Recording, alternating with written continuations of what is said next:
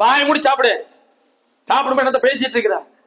நாம திட்டு வாங்கியிருப்போம், நாம கூட திட்டிருப்போம்.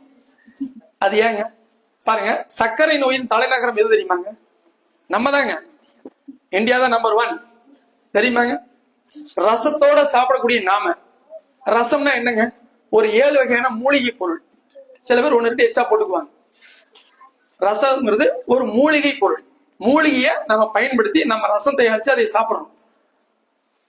சக்கரை நோய் வந்தா எல்லா நோயும் வரும்னு சொல்றாங்களா? சரிங்க. அப்போ சக்கரை நோயை குணப்படுத்தினா எல்லா நோயும் குணப்படுத்த முடியுமா? அது உண்மைன்னா இது உண்மைதானுங்க. அப்ப ரசத்தோட சாப்பிடக்கூடிய நாம இன்னைக்கு எல்லா நோயோட இருக்கிறாங்க. மூலிகையோட சாப்பிடக்கூடிய நாம பாருங்க, அமெரிக்கா, யூரோப் கண்ட்ரி, இந்த மாதிரி வெள்ளைக்காரங்களா இருக்காங்க இல்லைங்க, இவங்களுக்கு எல்லாம் சக்கரை நோய் கிடையாதுங்க, ரொம்ப கம்மிங்க. அவங்களுக்கு என்ன தெரியாதுங்க, ரசம்னா என்னன்னு தெரியாது. அப்புறம் கிட்ட அவங்க பயன்படுத்தி இருக்கிறதுங்க, அவங்க பயன்படுத்துறதுக்கு வாய்ப்பே இல்லை.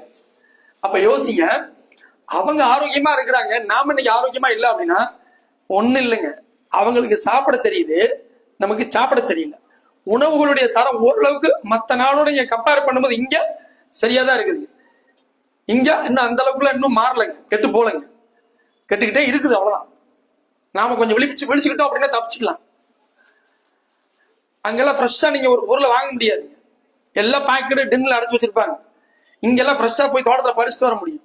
பறிச்சு வந்து வீட்டுக்கு கொடுப்பாங்க, வீட்டுக்கு முன்னாலே கொடுத்து கொடுப்பாங்க. அங்கெல்லாம் மாச கணக்குல வச்சிருந்தா கொடுப்பாங்க. சோ அப்போ அவங்களுக்கு நமக்கு ஒரே ஒரு வித்தியாசம், நமக்கு சாப்பிட தெரியல, அவங்களுக்கு சாப்பிட தெரியுது. அவங்க கூட சாப்பிடும்போது அல்லது அவங்க நடிச்ச வெள்ளைக்காரங்க நடிச்ச சினிமா படங்கள் அல்லது சீரியல்ல தான் இருந்துச்சுன்னா பாருங்க, சாப்பிடக்கூடிய சீன் வரும். அவங்க எப்படி சாப்பிடுறாங்கன்னு பாருங்க. நம்ம ஆளுங்க படத்தெல்லாம் பாருங்க, தமிழ்நாடு, இந்தியால அவங்க எப்படி சாப்பிடுறாங்கன்னு பாருங்க. அவங்க சாப்பிடும்போது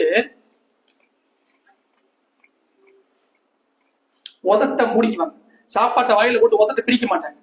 நீங்க வாய்ப்பு இருந்துச்சுன்னா வெள்ளைக்காரங்க கூட சாப்பிடும்போது, இந்த யூரோப் கண்ட்ரி, அமெரிக்காரங்களா இருக்காங்களா, அவங்களோட சாப்பிடுற வாய்ப்பு கிடைச்சிருந்தாங்க. சாப்பிடும்போது அவங்க முன்னால உட்காந்துட்டு லைஃப்ல அதுக்கப்புறம் அவங்க கூட உட்கார மாட்டாங்க. ஏன்னா அவங்களுக்கு வாயை திறந்து சாப்பிடுற பழக்கம் கெட்ட பழக்கம், டேபிள் மேனர்ஸ் கத்து கொடுக்குறாங்க. நமக்குங்க சாப்பிடும் போது சாப்பாட்டை வாயில வச்சுதான் ஊரு நியாயம் பேசுறோம். சாப்பிடும்போது சாப்பாட்டை வாயில போட்டீங்கன்னா உதட்ட பிரிக்க கூடாதுங்க. உதட்ட மூடி சாப்பிட்டீங்கன்னா 4 உமிழ்நீர் சுரக்கும், ஹெல்பர், ஹில்லர், சப்ரஸர், மெமரி, நல்ல சத்த கன்வெர்ட் ஆயிடும். உதட்ட பிரிச்சு சாப்பிட்டா நடக்காது.